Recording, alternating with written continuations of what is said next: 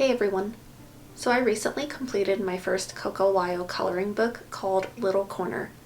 I can't recall the last time I completed an entire coloring book, so I was very excited to finally finish this one and wanted to flip through it together.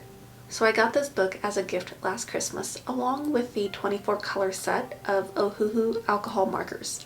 Eventually I received the 36 skin tone set for my birthday, as well as the 96 pastel set, which are all the markers I've used to color in this book.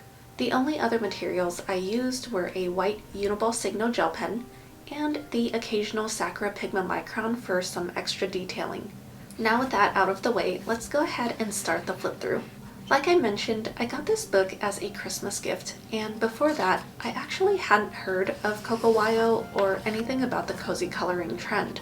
I'm not on TikTok, so I was unaware that this was such a popular hobby on there, but I totally get the hype. I have seen other videos here on YouTube discussing this cozy coloring trend and how it has been somewhat controversial in terms of whether it truly is just a peaceful hobby or another avenue for people to overconsume products. I don't think I'll focus on that discussion too much in this video, but my hope with sharing this flip through is to remind people that it is perfectly okay to spend your money on coloring books and materials, but also allow these items to express the creativity that's inside of you. I don't want anyone to walk away from this video feeling any shame, but I hope the takeaway is inspiration and will encourage you to create art with the items that you already have. Another discussion that I've seen floating around online is whether or not you can really consider these types of books art. Amazon in particular seems to be bloated with books like this one lately, where the themes are very cute with large and bold designs. Some would argue that these books are much too simple to create and therefore shouldn't really be considered art. Whatever the stigma may be surrounding these books, I think it ultimately comes down to how the person doing the coloring uses these books. It can be as simple or as complex as someone wants it to be. You can color in the items with a solid color or blend several together to add more dimension. You can create different patterns and textures if you feel like it. I don't think that there's necessarily a wrong or right way to do this whole adult coloring thing. At the end of the day, it's supposed to be something fun, creative, and decompressing. In my personal experience, I never really jumped on the whole adult coloring bandwagon that was popular years ago due to how intricate and detailed so many of the books were at the time. I understand that this is totally up to personal preference, and there will be plenty of people who disagree with me, but I found those books incredibly daunting, and something that was supposed to be peaceful and relaxing turned into something that was stress-inducing and tedious. I found that this Coco Wyo book was the complete opposite. The art is simple, yes, but when I want something to do that really doesn't require much thinking or brain power, I found this book so much more approachable and welcoming. The beautiful thing about it was that I could color in an entire page for an hour if I wanted to keep it simple, or I could take my time and color in a page over the course of a few days if I really wanted to perfect the details and lighting. It was something that I could spend as little or as much time as I wanted to on it, depending on what else was going on in my life at the time, which was truly what I was needing. It is unfortunate to admit that as I've gotten older, I no longer prioritize time for art the way I used to when I was young. A lot of it has to do with new responsibilities as an adult, which I didn't have very many growing up and thus allowed much more free time. However, I still try to include some form of art or creative habit in my day-to-day life since art has always been a part of me for as long as I can remember. I found so much solace and peace while working through this book. And like I noted in the beginning, I cannot for the life of me remember the last time I was able to complete an entire coloring book. Probably not since a child, but unfortunately those are long gone. There are definitely pages that I prefer over others in this book. They are by no means masterpieces, but I truly enjoyed coloring in these adorable little scenes. I appreciate the freedom to be able to keep things simple or add more details if I wanted to. In some pages, you'll see that I tried playing around with more textures. I was inspired to recreate these after watching some videos from the Coco Wyo Instagram, which if you're looking for some inspiration for your coloring pages, definitely check out their page because they have some incredible tutorials. But yeah, I was really inspired by their texture tutorials, so you may notice some of them in these pages, such as the lace curtains, wood grain floors and countertops, marble tiles, and counters. I don't always feel the need to include textures and details either though. Sometimes I just really appreciate the simplicity of filling an object in with a single color, adding some shadows, and finishing off with some highlights using the white gel pen. That has been incredibly satisfying for me as well and makes it look like I put more effort into it than I actually did.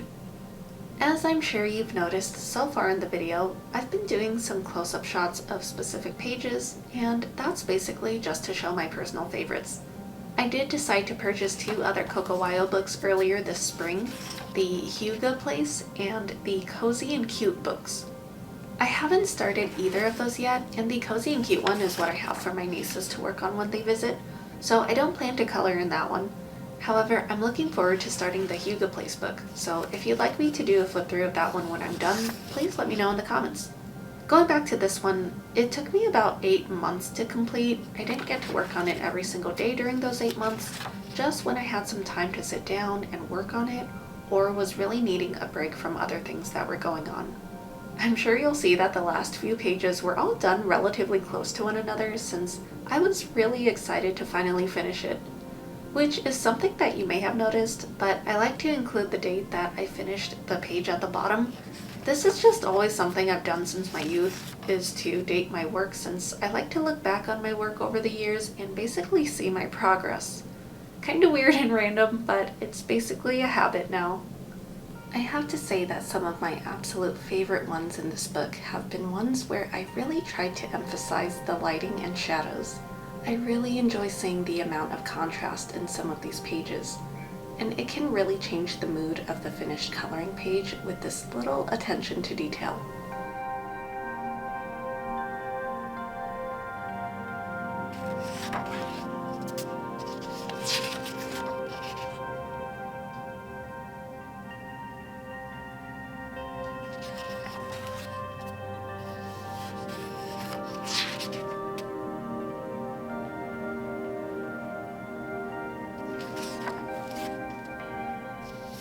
I really loved this page as it just turned out so warm and cozy, and really makes me wish I could be sleeping in that bed.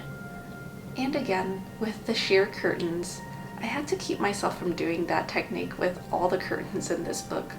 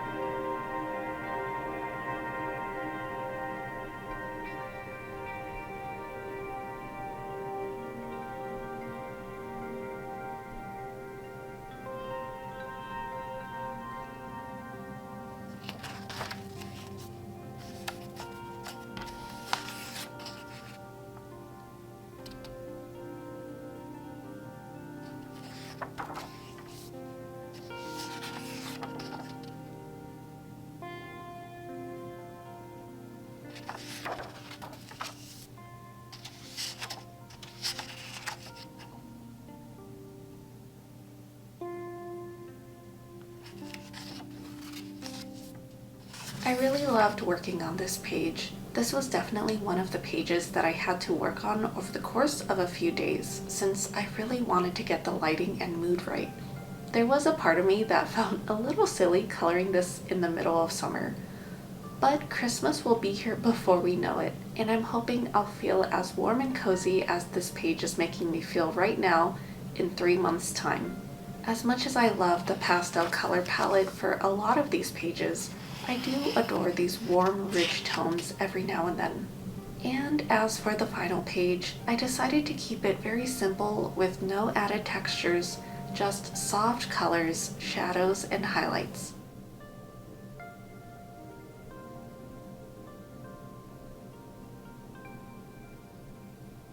And that concludes the flip through of my completed Little Corner coloring book. I would love to know if you own any of these books and what you think of them, or what are your favorite materials to color with. Thank you so much for watching. I hope you enjoyed it, and I'll see you in the next one.